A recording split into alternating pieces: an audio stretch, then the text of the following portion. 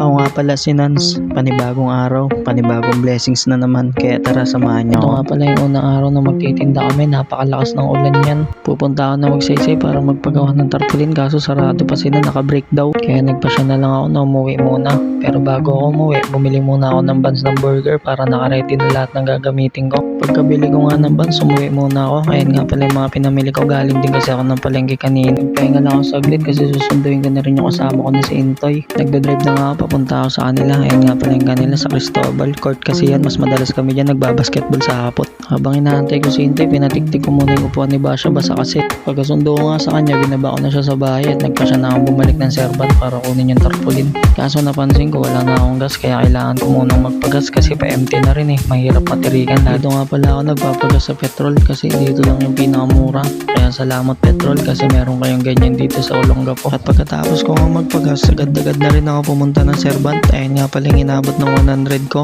Kalahati lang sa Mio Sporty, ang mahal na kasi ng gas eh. At habang ako yung nagdadrive papunta na nga ako ng Servant niyan at naabutan ko nga nabukas na sila. Kaya dali-dali na akong pumasok sa loob. Nakita ko yung quality ng mga print nila dito, napakaganda ng mga tarpaulin.